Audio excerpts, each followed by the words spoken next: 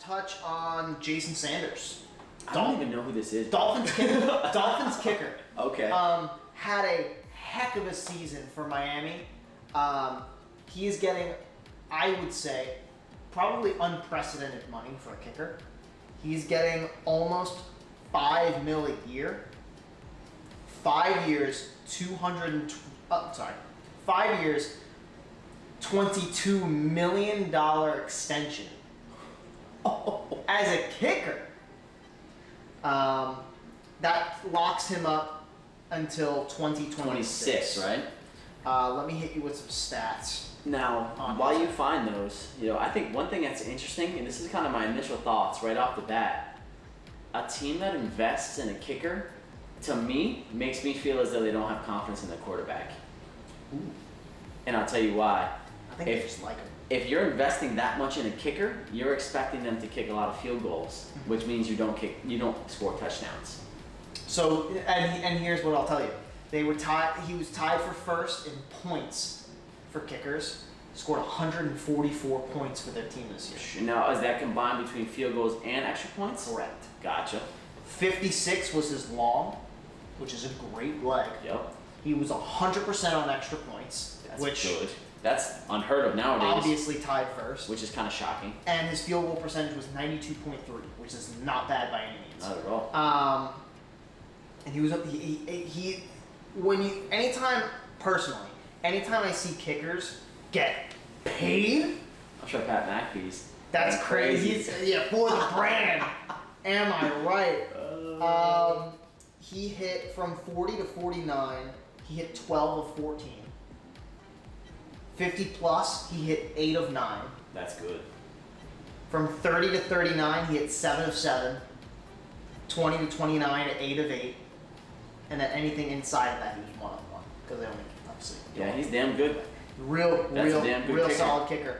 I'm excited for the Dolphins because now, special teams is always something that some teams have to worry about, right? Philly had an issue with it for a while. I think they still do. Chicago had an issue with it for a long time. Special teams, having a reliable kicker, that helped the Bucs really get some of those extra leads to kind of seal the deal on some of those wins in the 11-5 season and eventually the Super Bowl. So having a guy that you can rely on from 50 yards out consistently, 8 of 9. That's big. Super, super helpful, especially for a young quarterback. It doesn't put as much pressure on you as a quarterback. I think when you know you got a leg behind you. And I think, my initial instinct, I go right back to Chicago, right? The double doink. It's just like, because you think, right, if they make that field goal, they win that game. Sure. And they advance in the playoffs. A lot of times it comes down to a play with a leg or one big play, right? And a lot of times you'll see, especially nowadays, with how competitive and how offensively dominant the NFL is, it comes down to points. And although, 7 is always better than 3, 3 is better than 0. And, having a good field goal kicker like that, or a good kicker period, that's important. It's important. And things that you have to think about is, not only does it put points on the board, but it gives you good field position. Because now, if you miss, teams almost got halfway to go. Right. Depending on where you miss from. If you hit the kick, all right, great, we got a kickoff, and you're going from the 20-yard line. People forget that about their field goal kickers. A missed field goal is a lot more important than just not putting 3 points on the board. And he has a 72.4% touchback percentage for his career, which is good. Especially in this NFL. Yeah.